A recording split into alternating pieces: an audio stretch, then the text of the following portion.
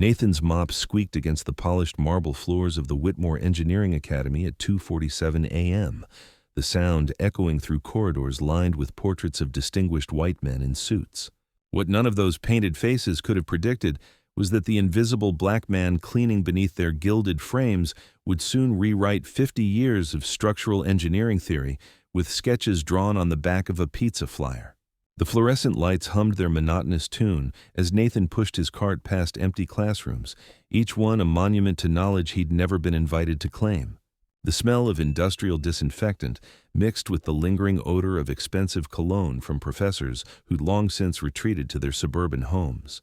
Nathan had worked these halls for 12 years, moving like a ghost through conversations that stopped when he appeared and resumed when he passed.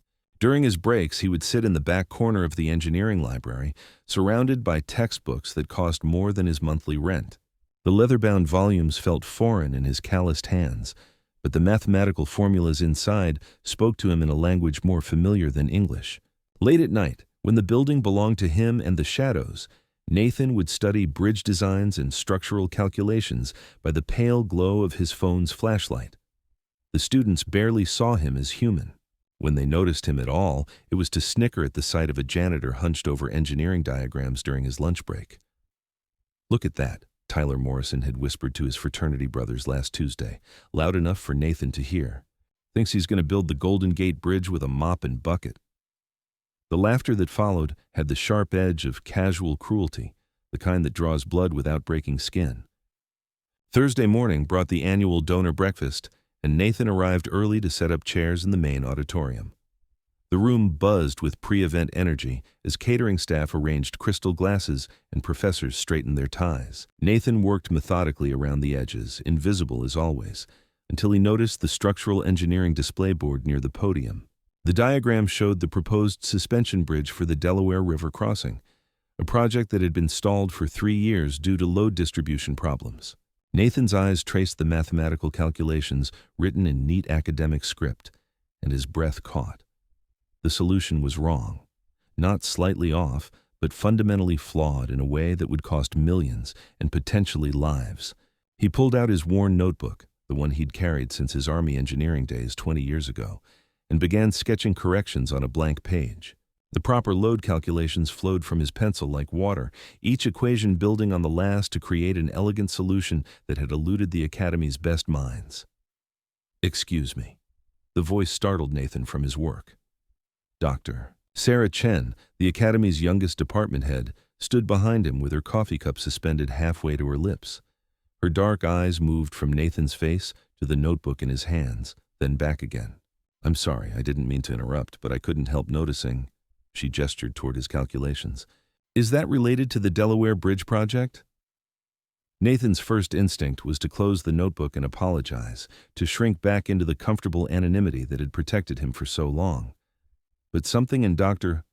Chen's expression, curiosity rather than condescension, made him pause. "Yes, ma'am. I noticed there might be an issue with the load calculations." Dr. Chen set down her coffee cup and leaned closer. The scent of her vanilla perfume replaced the harsh smell of cleaning chemicals as she studied Nathan's work. Her finger traced one of his equations, and Nathan watched her eyebrows rise with each line she read. "Where did you learn to do this?"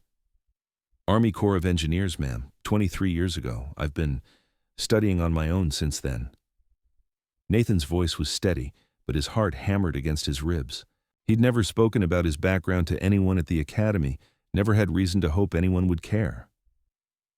Dr. Chen was quiet for a long moment, her trained eye working through Nathan's calculations. The breakfast preparation continued around them, but Nathan felt as if they were suspended in a bubble of possibility. "Nathan, isn't it?" she asked finally. "Nathan Williams?" "Yes, ma'am. These calculations, they're not just correct, they're elegant.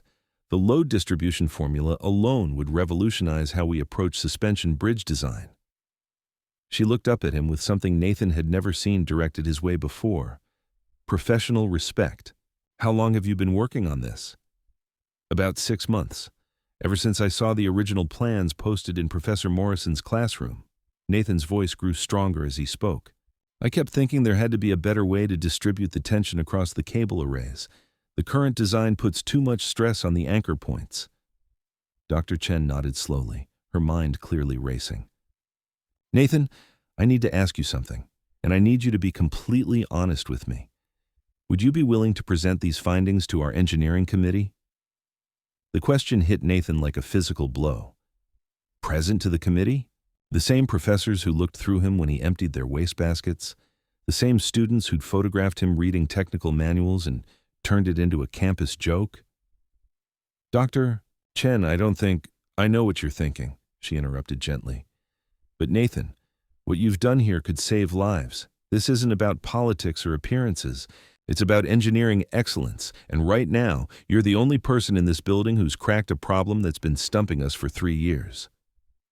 The breakfast crowd was beginning to take their seats, their voices creating a comfortable hum of academic conversation. Nathan looked around the room at faces he'd seen every day for 12 years, faces that had never truly seen him in return. What if they don't listen? Then that's their loss, Dr. Chen said firmly. But I think you might be surprised.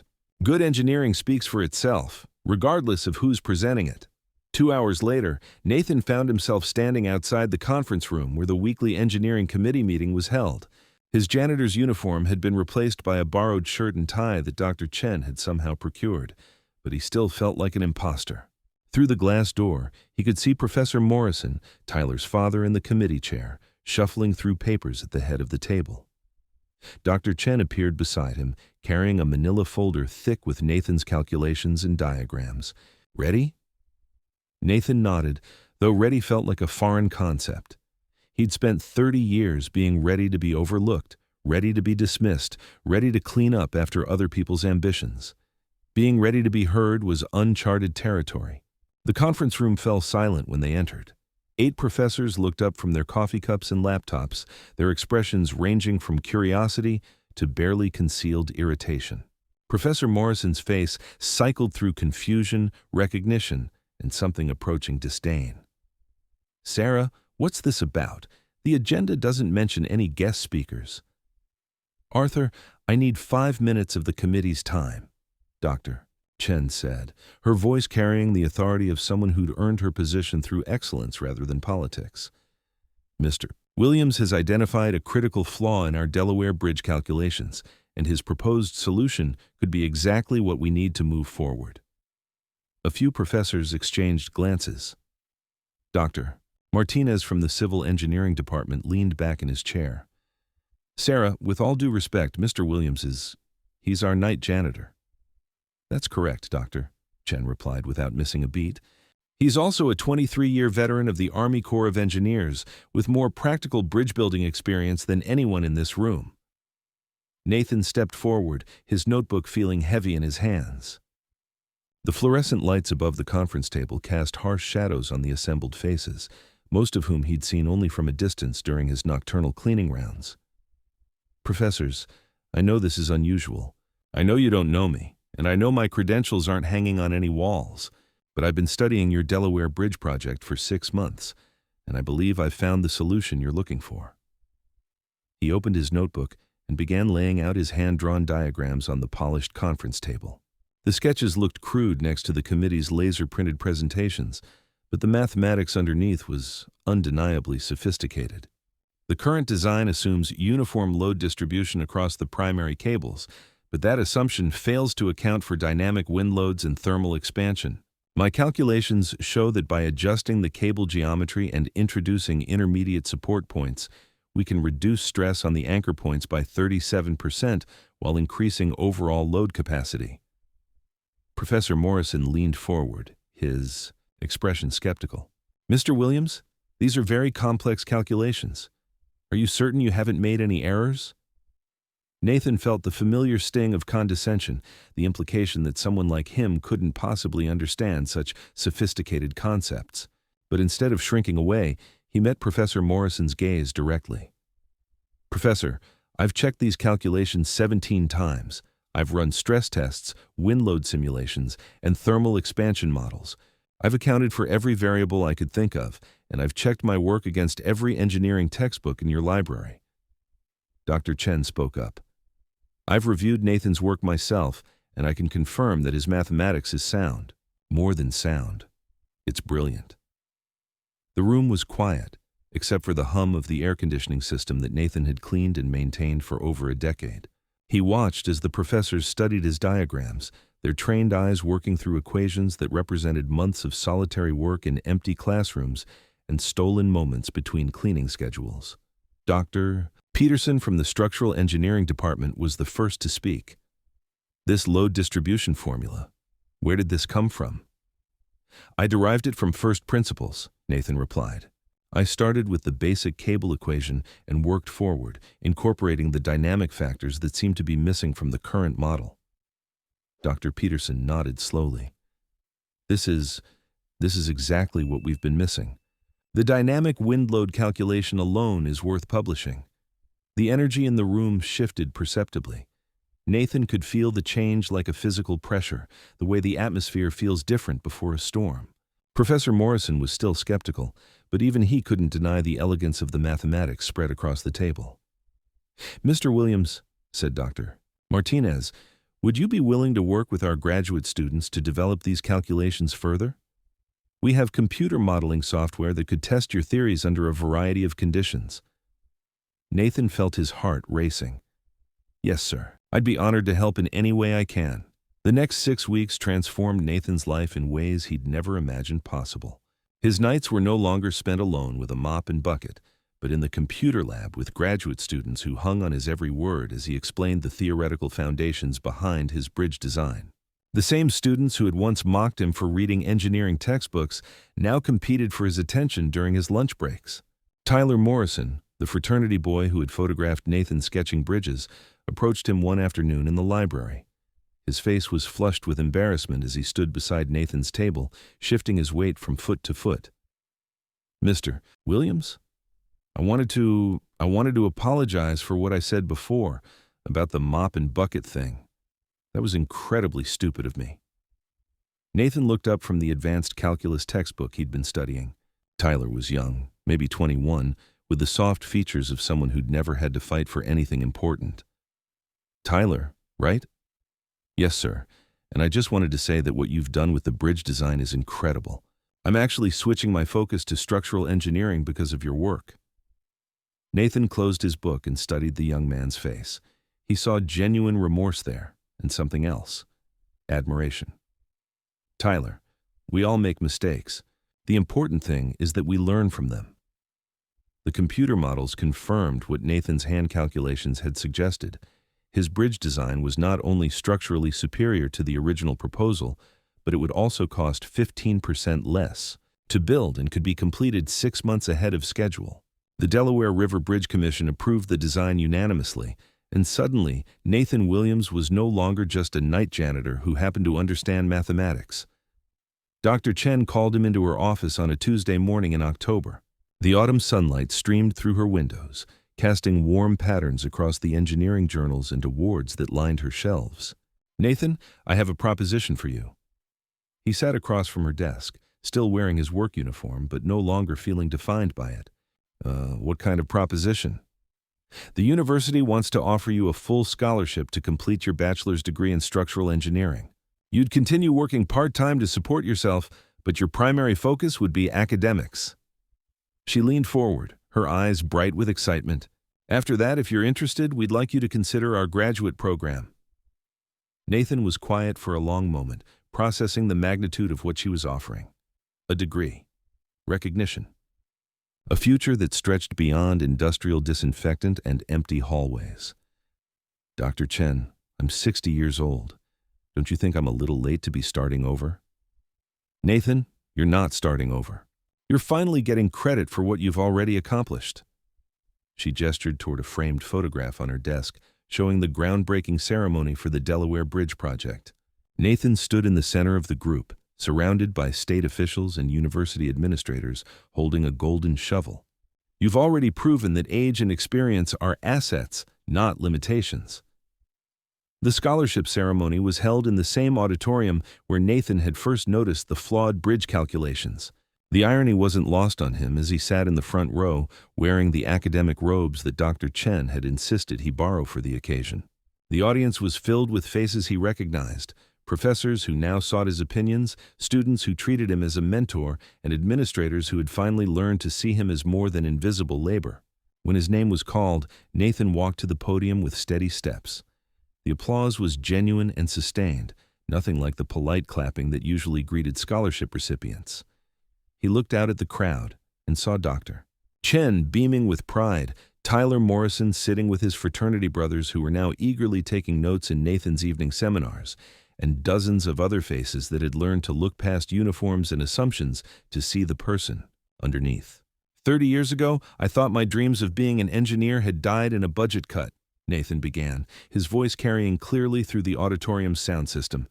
For 23 years, I cleaned these floors and emptied these wastebaskets, watching other people live the professional life I'd given up on.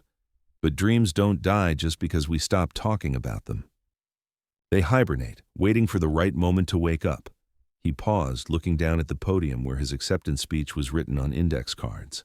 But the cards remained untouched as he spoke from his heart. I want to thank Dr. Chen for seeing potential where others saw only a janitor. I want to thank the students who welcomed me into their study groups and the professors who treated my ideas with respect even when they came from an unexpected source. The audience was completely silent, hanging on every word. Nathan could feel the weight of their attention, but instead of intimidating him, it felt like validation. But mostly, I want to encourage anyone who's listening to remember that expertise doesn't wear a uniform.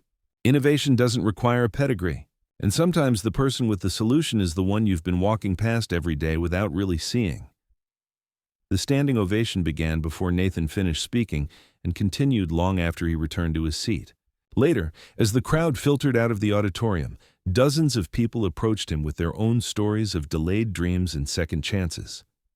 Professor Morrison was among the last to approach. The man who had once questioned Nathan's ability to understand complex calculations now extended his hand with obvious respect. Mr. Williams, I owe you an apology.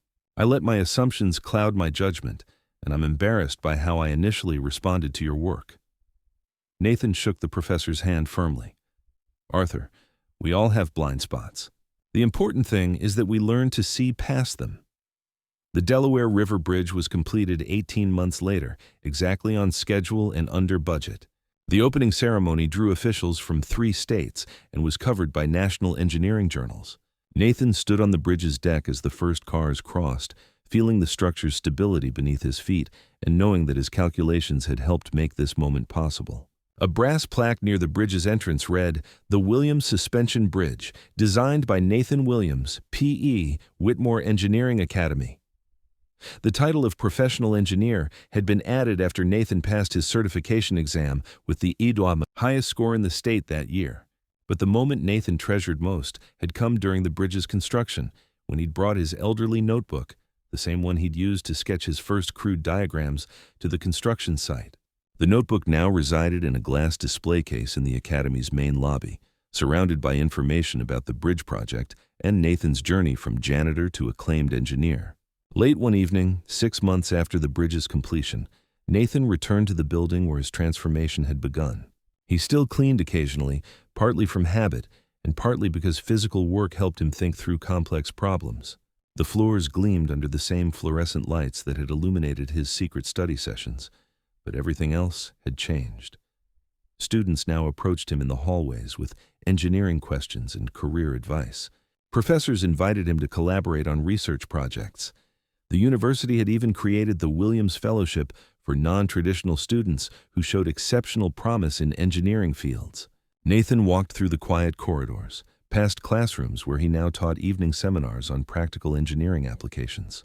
He stopped in front of the display case containing his old notebook, its worn pages open to the first bridge sketch he'd drawn on the back of that pizza flyer.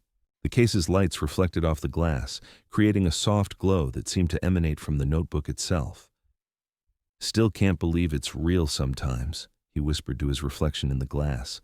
The building around him hummed with the same mechanical sounds he'd listened to for 12 years, but now they felt like a symphony of possibility rather than a soundtrack to invisibility. His phone buzzed with a text from Dr.